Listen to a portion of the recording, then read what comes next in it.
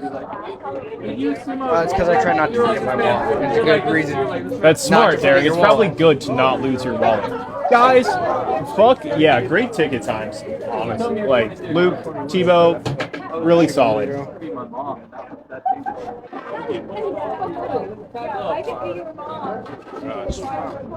Yeah, but not 22. Love it. Very So, pleased. Miguel, how All right, close are we're we back to in. you sitting down on Friday nights?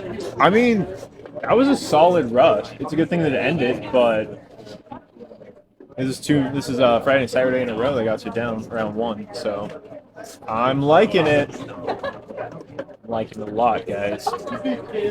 Guess he's gonna fucking need extra slot a second. This bad boy. Tebow's thinking to himself, if I start slowing down on Mac, maybe I'll get to sit down. He's gonna try to sabotage me.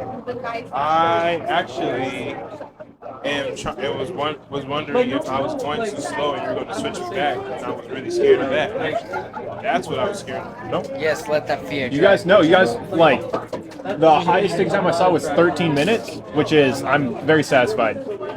You guys have worked on the truck, and Derek and I have been the ones on Grill and Mac, and we've had longer ticket times than that. Like, you're doing well.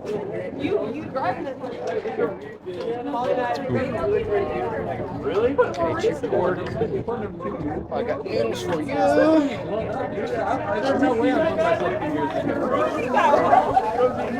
See what's turns pretty bad. Yeah, dude. Sauce here in a second. Hell yeah. All right, what'd I miss? Reduce, reuse, lol. Yeah, fuck yeah, dude. That gets on my nerves. And then, like, they want their number to be called. Really bad. Are you knowing that's super popular? No. Tomahawks, what's this eye for? Hello. Hi. How are you doing? Good, how are you? I'm doing extremely well. What sounds good? Get the death by garlic and add chicken to it. Yeah, definitely. Death by garlic.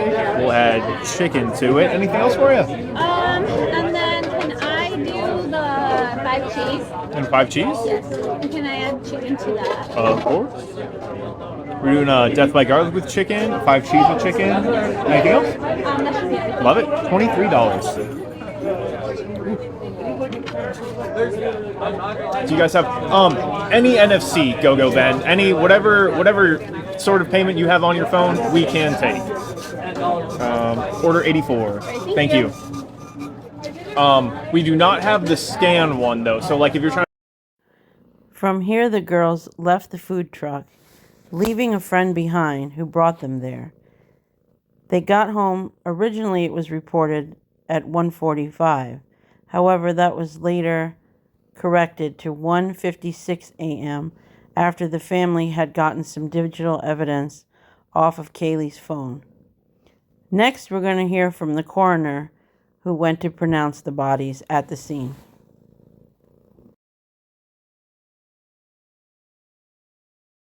Kathy, with a C, Mabbutt, M-A-B-B-U-T-T.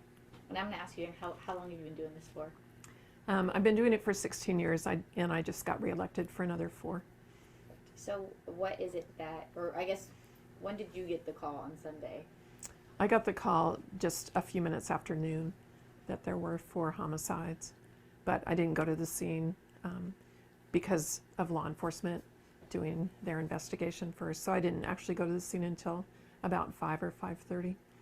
Can you walk us through, like, for our viewers, kind of the process between when police show up and then you guys getting the bodies and doing your examinations?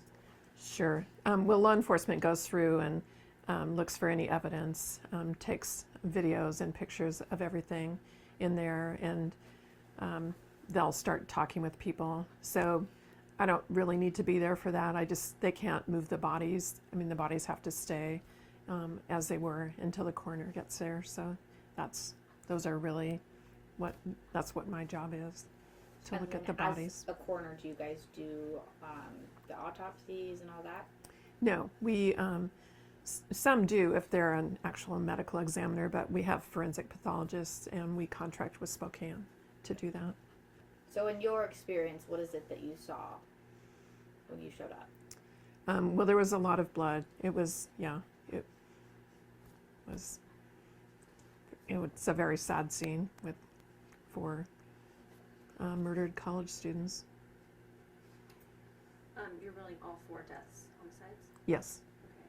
And can you give us a manner of death? Yeah. I believe that the press release was that they were from a sharp object. So stabbings. Yeah, we'll know more after the autopsies tomorrow. And do you believe this could be like a murder-suicide or? No, they're 4 homicides. 4 homicides.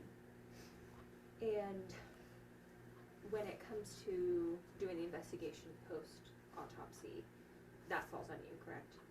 Yes, it's my job to determine the manner and mechanism of death. And then I know with toxicology results, there can often be, at least in Washington, a delay. So do you have any idea how long it could take if those were relevant to get any type of results back on that? Well, the toxicology reports, right, they usually take 4 to 6 weeks, sometimes longer.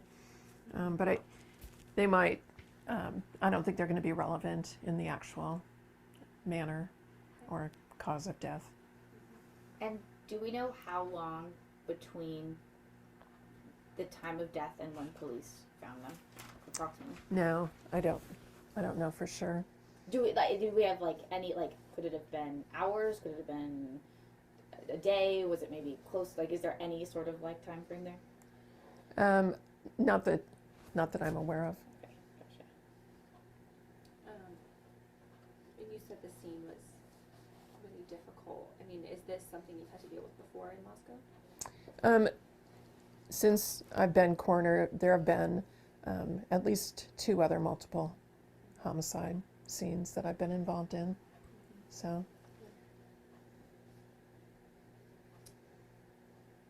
Would you say this is probably the most gruesome? Oh, it's hard to just single it out. It's the only one I've been to where there have been 4 people at one scene. There have been the other ones have had multiple scenes. And was anybody else injured, like any non-deceased people? Not that I'm aware of, but I wouldn't necessarily be notified either. Okay. I didn't know if that was like, because the injuries could be similar, it might matter to you. Oh, right. No. Okay. Were the deceased all in close proximity to each other, or were they in different rooms? I don't know that I can discuss that. That was my next question too. So I think Will we be able to get a copy of your report once it's concluded? I'm sure it'll be. Oh, sure. Yeah. Yes. Okay. Just call. Yes. Okay. Yep. Thank you. Do you know what the time frame for that would be? It just depends on how relevant the toxicology report is, but. Okay. Okay. So it would like the 4 to 6 weeks. Then. It could be. Yeah. Yeah. Thank you. You're welcome.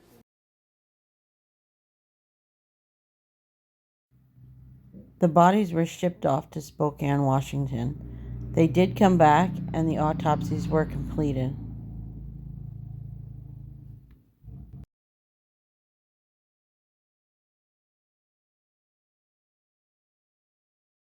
Okay, now we will listen to the county coroner and see what she has to say. Likely that maybe they were sleeping. Were they found in separate areas of the house? That hasn't been disclosed yet. Can you tell me, when you say that they might have been sleeping, were they found in beds? Yes. And so, can you tell me if there were multiple stab wounds per victim, or were these sort of, individual lethal stab wounds that may have been less in number but more in lethality? There were multiple stab wounds, yes, on them. So, and were there? Go ahead. And most of them had just like one that was the lethal stab wound. Yes. Can you describe what that one might have been? But they were to the fatal ones were to the chest area or the upper body area. Were there, and I only ask this because it sometimes determines what kind of a crime this was, a crime of passion, a random crime, a fight, a struggle. Was there, were any of them slashed? Were any of their necks cut? Or were these all puncture wounds? Well, it was a pretty large knife, so it's really hard to call them puncture wounds. And they were definitely stabbings. And I mean, it has to be somebody that's pretty angry in order to stab 4 people to death.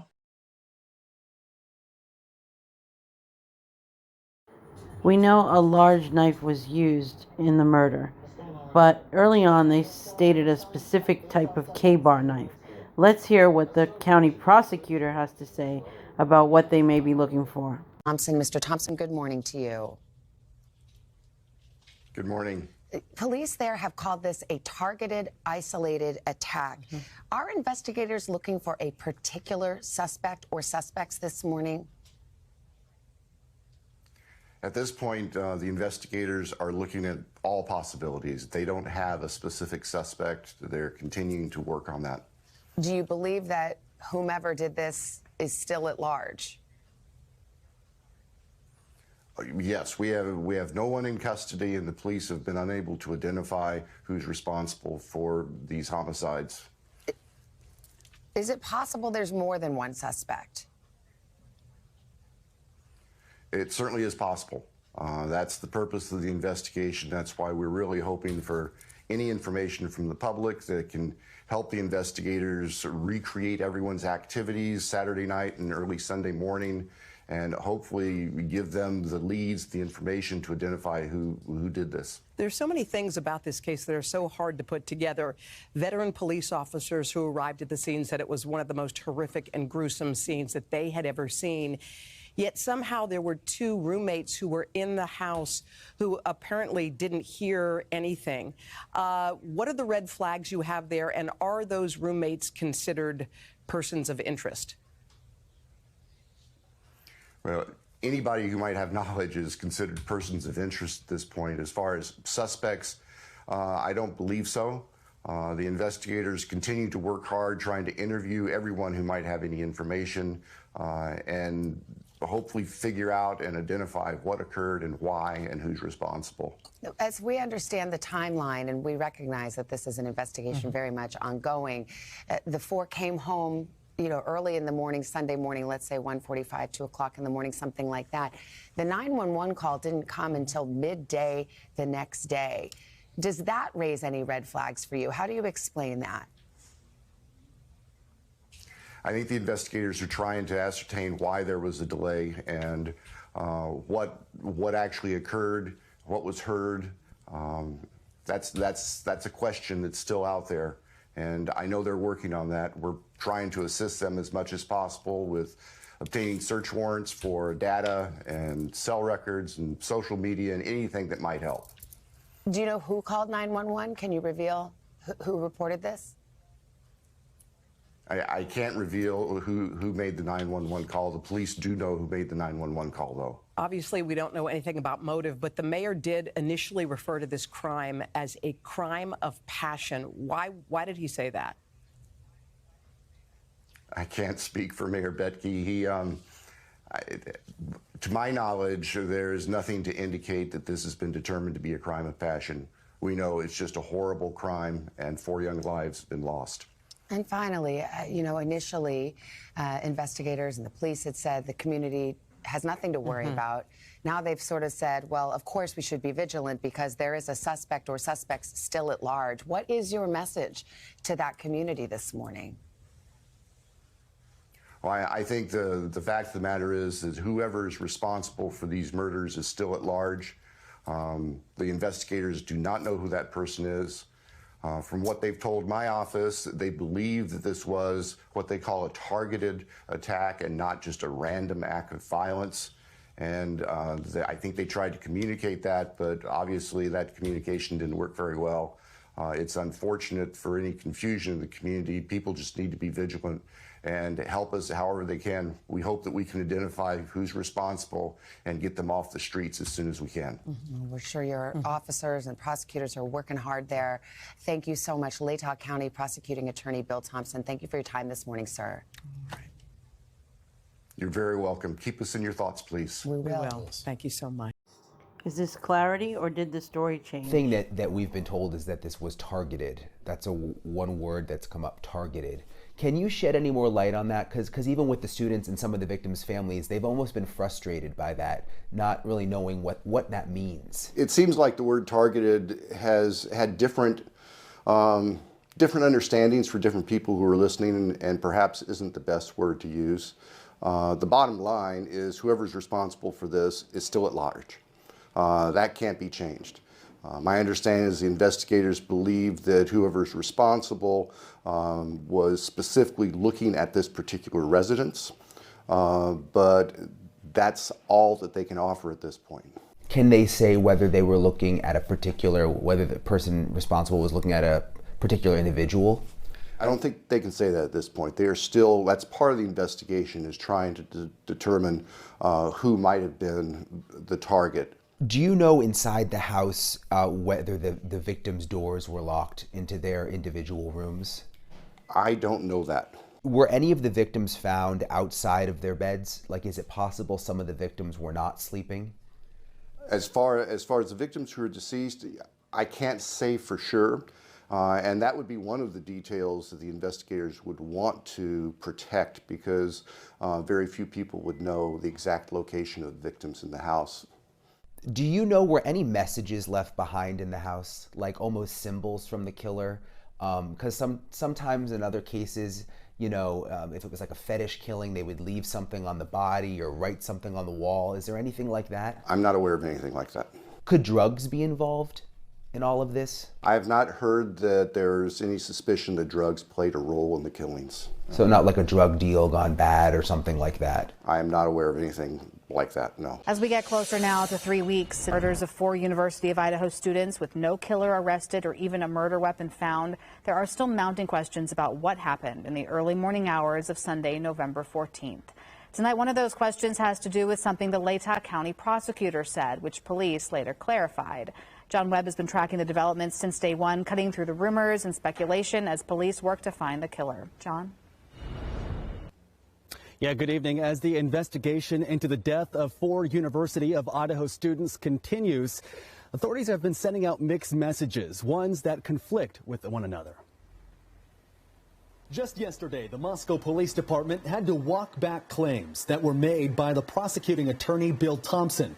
In an interview Tuesday, Thompson told News Nation that they weren't aware if someone was directly targeted in the homicide. But then Wednesday, he told KTVB in Boise that one of the victims was in fact targeted. Keep in mind, the day after the murders happened, the Moscow Police Department had told the public that this was a targeted attack and that they weren't aware of any threat to the public. Based on details at the scene, we believe this was an isolated, targeted attack on our victims. That very same day, Moscow police sent out a press release saying we, quote, do not believe there is any ongoing community risk based on information gathered during the preliminary investigation. Yesterday, the Moscow Police Department retracted their original statement and said in part, quote, detectives do not currently know if the residents or any occupants were specifically targeted but continue to investigate. Now, there's been plenty of mixed messaging throughout this investigation. The coroner, Kathy Mabbitt, told local media that she couldn't release any information on where the bodies were found, and then told News Nation that they were located in their beds. Before that, Moscow Mayor Art Bedke told us that he believed it was a crime of passion, then walked back his statement that very same day. Day 17, and according to Moscow police, they still don't have a suspect or a weapon used in the murder, and now mixed messaging on what exactly is happening and has happened over the past 2 weeks. Now, since the police department is not aware if this homicide was targeted or not, I contacted ISP today to see if there's a threat to public or if there has been one for the past 2 weeks, but they never called us back. In Moscow tonight, I'm John Webb. Now, with the inconsistencies The victims' families are getting really upset, super frustrated that we have no updates in this case. A killer has not been caught, and we are getting no further information. So we continue to dig. But I like to stick to the facts, and that's why I try to keep this different from other channels.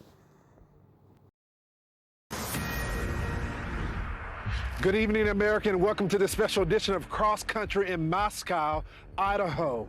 Tonight, we are in front of the Moscow Police Department, and you may be asking why. It's been about 3 weeks since the horrific stabbing death of 4 college students at the University of Idaho. 3 weeks since we lost Zayna, Maddie, Kaylee, and Ethan. 3 weeks, and still the police have no suspect or person of interest.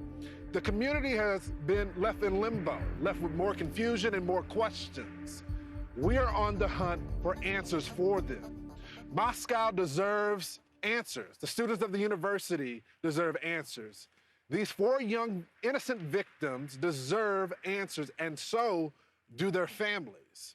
So let's start there. Joining me now on set, the parents of Kaylee Gonzalez, Christy and Steve Gonzalez. Thank y'all so much for being with me. You guys have been so transparent and strong for the public.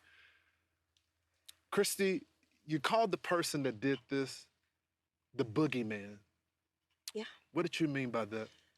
It's literally like what nightmares are made of. Like when you're a little kid and you think of the boogeyman, that's just how I feel. Like that's just the horrific details of everything.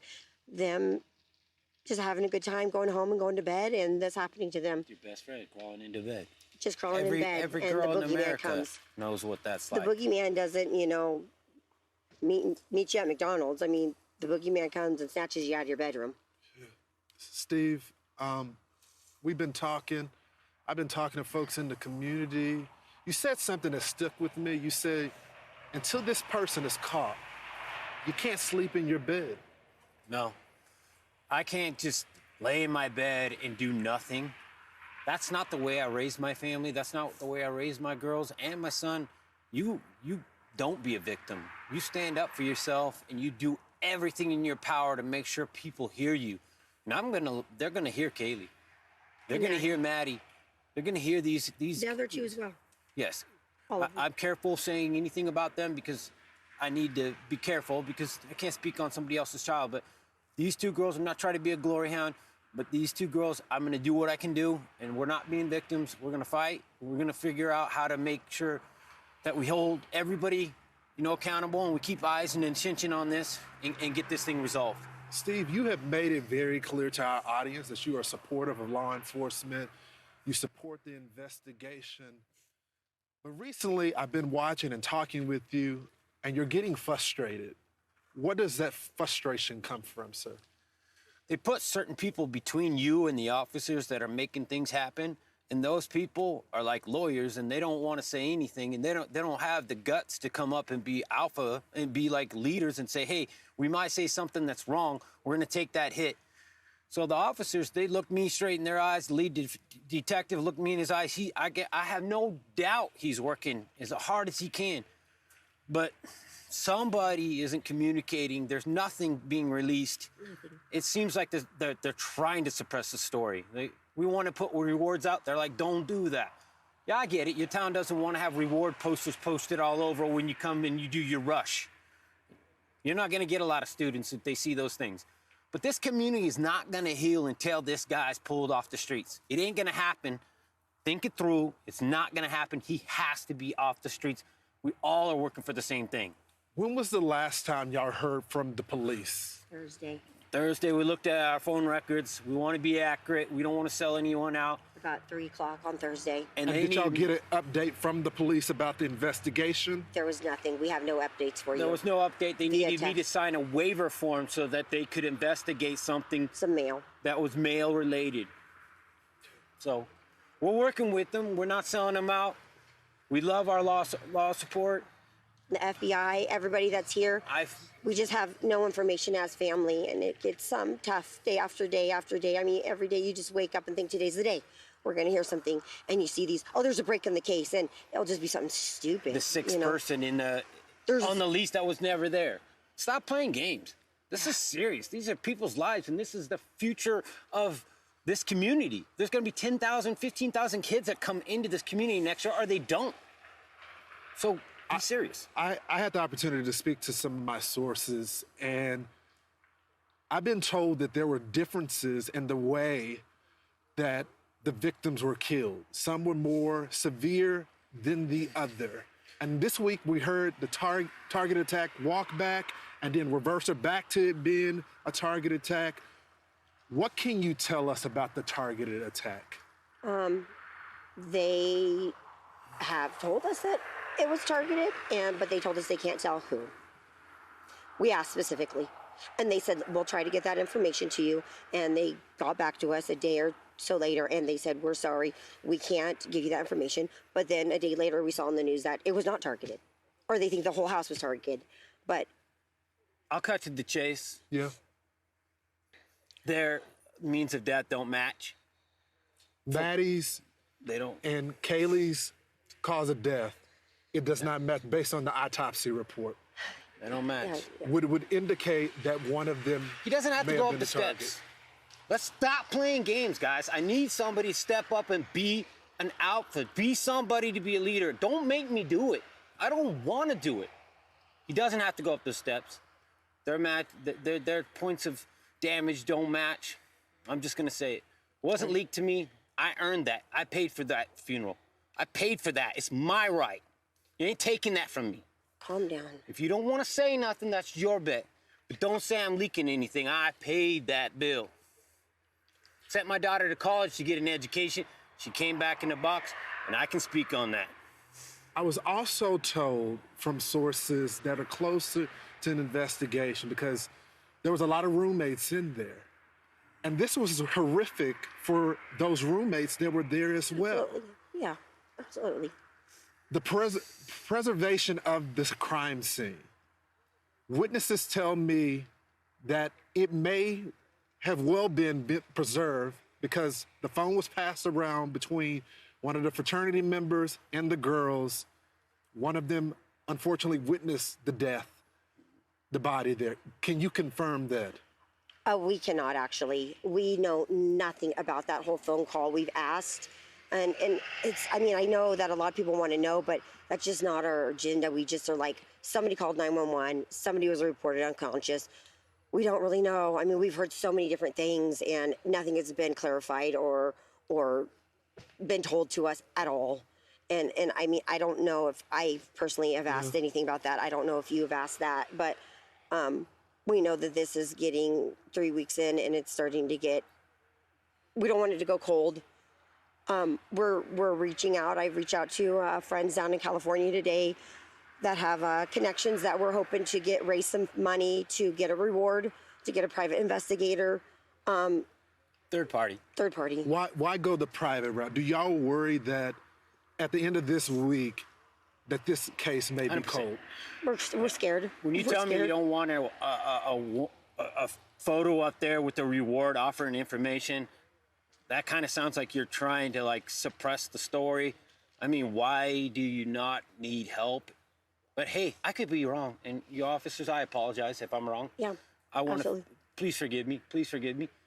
But if you don't have the information, people do know. If they don't, then you Give know us the something. community. This is a community that is IT based. These guys live a digital footprint like we've never. All of us older people, we don't know how much that digital footprint could be helpful. So that's what we ask for. I hope like a DNA. Family lineage, if they could come out here and just start taking, this town is not that big. We could figure out this, and it might not be him. It might be a family member. We have family all going to the school together. You know, there's cousins, there's aunts, there's uncles. We could find this guy Those, just with volunteers. Lineage companies were, yeah. Put Idaho on the map. Christy, Steve, we're going to stay on this case. Thank you. We're not Thank you. going anywhere. Thank you. You guys have been candid with us. We'll keep asking questions. And then last night, December 3rd, we see investigators go back in the home.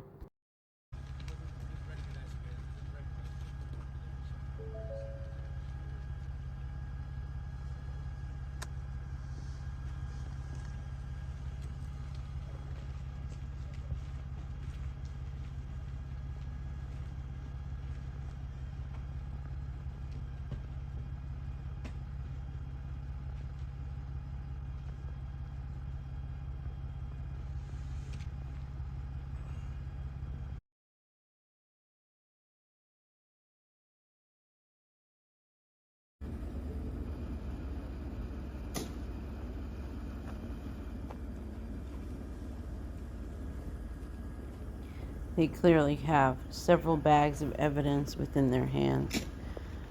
One actually looks like it may have a box inside of it, and the others look like some type of garments, but that's just pure speculation in my opinion. No one has been back in the home, and we do finally hear from the surviving 2 roommates. First time we hear from the 2 surviving roommates inside at the time of the stabbings in their own words. I'm going to be reading 2 different letters, one from Dylan and one from Bethany. Their letters read by a pastor at a service held this weekend. From Dylan Mortensen. My life was greatly impacted to have known these 4 beautiful people. And Bethany Funk. Maddie, Kaylee, Xana, and Ethan were truly all one of a kind. They all lit up any room they walked into and were gifts to this world. Officials say the surviving roommates have been ruled out as potential suspects. Their 4 friends stabbed to death in the early morning hours of November 13th, likely while asleep in their beds. With no suspects or murder weapon, the Moscow Police Department still following leads in the investigation, digging through more than 100 pieces of evidence on top of thousands of calls, tips, and emails, maintaining the fatal stabbings were targeted. The department also focused on dispelling misinformation, saying there is speculation without factual backing, stoking community fears and spreading false information. We know for a fact not just the roommates, but a dog was also in the home, which brought forth many rumors that the killer knew the dog. The dog was located in a separate room where crimes had not been committed. You know, we still don't know where the dog was found. I've asked and they won't give that answer. So.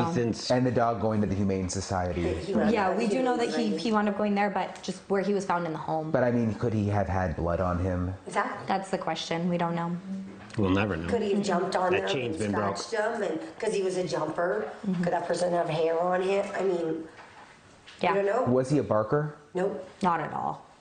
Murphy was actually, he's still kind of a puppy. He just recently is turning 1. He'll be 1 on the 27th. Yeah, so I mean, he was pretty young, and he was used to people, you know, being around a lot. He lived with 5 girls. Do you think if a stranger came in, he would have caused a ruckus? No. I don't believe so. I honestly think, if anything, he probably would have hid. Yeah, he's a big... So what do we take away? We know as fact that the 2 roommates were unharmed on the first level, and the other 2 groups of people were both killed on different levels of the home. Maddie and Kaylee, who shared a bed that night, being best of friends, and Ethan and Santa presumably did as well. But why them? What's the common denominator? Let's look into some other facts and see maybe if we can find a clue to unravel this case. One common theme from the 2 groups is the place of work. Both Kaylee and Santa worked at this same establishment. Right there in right town. now is that we're just all deeply saddened by the loss of both Maddie and Santa. They were wonderful workers. They've been here for a couple years with me. All of the employees are just shook right now, I think, as well as the rest of the Moscow community.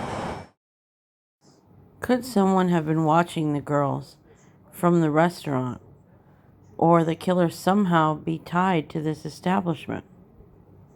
There were also talk about Kaylee having a stalker. About a potential stalker or somebody that made her uncomfortable? She did. Confirming for the first time that they're looking into reports that one of the 4 victims may have had a stalker. Kana Whitworth has the latest. Good morning, Kana. Yeah, Michael, good morning. Authorities say they have looked extensively into reports of this possible danger, and as of this morning, they have not been able to identify or verify a stalker. And as this investigation continues, they are pleading with the public for information. In a desperate search for answers, police in Idaho say they've received hundreds of pieces of information regarding one of the murder victims, Kaylee Gonzalez, potentially having a stalker. You hope to provide clarity in the near future in regards to Kaylee potentially having a stalker? Yeah, that whole situation, it's a whole nother It's a whole nother dynamic of this investigation. And so that's something obviously that we're looking at. But this morning, authorities say they have not been able to verify or identify one. This comes as police receive other tips from the community, like surveillance video, which could help investigators piece together a timeline leading to the gruesome stabbing deaths of Gonsalves, Madison Mogan, Shanna Kernodle, and Ethan Chapin at this off-campus home.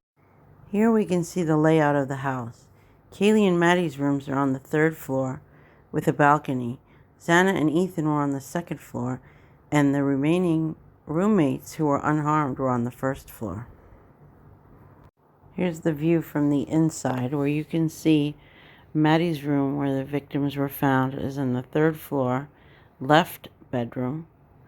On the 2nd floor is where the main living area was, and in prior TikToks we could see lots of people coming in and out of that area. I will share that in a minute. There's a vacant bedroom to the left underneath Maddie's room, and then Xana's room is off to the right. This is Kaylee's room, the master bedroom. This room has sliding doors that led out onto the balcony.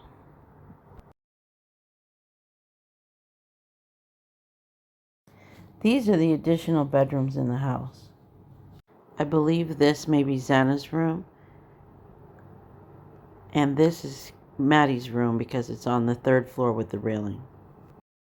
In the beginning of this video, we could see from the back of the home right into this room. I'm not sure which is which or whose is whose, but you can see the doorknobs are just traditional knobs, like bathroom doorknobs that just have a lock from the inside. Here's the living area that they hosted many parties at. I am going to post a video link to show that those doors were used as a primary point of entry, and it is believed that the killer entered there as well. Here is a party that they had exactly 1 year to the day of the murders. This was held in that house exactly 1 year prior, and you can see the students coming in through the sliding doors. Is it possible that that's the anniversary in someone's mind to something? Back to the infamous balcony where these girls love to hang out and take pictures. Could someone have been watching? It's not hard to figure out whose room is where, so it's very possible someone didn't necessarily know the home as well as people think they might have. Kaylee and Maddie's first stop out that night was at the Corner Club bar. Could someone have followed them home from here and kept a watch? I've thought about that, but then why would they have killed Xana and Ethan?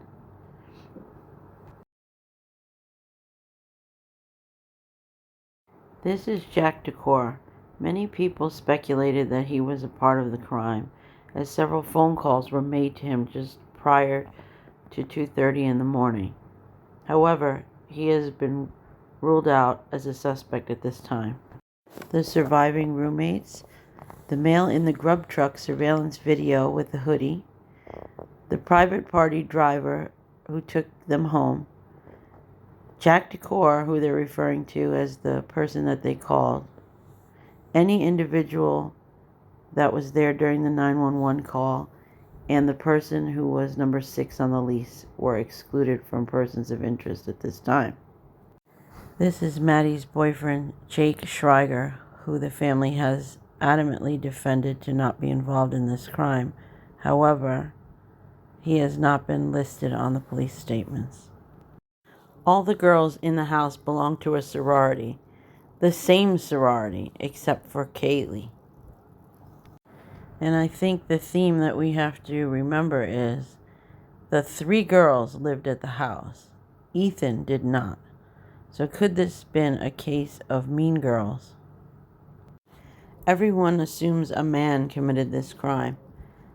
but it very well could have been a female since we have no suspects.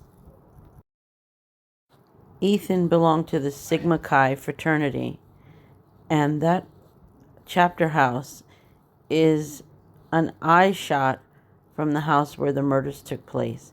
That is also where the party was held that both Ethan and Xana attended that night before the murders. There is so much more to cover in this case.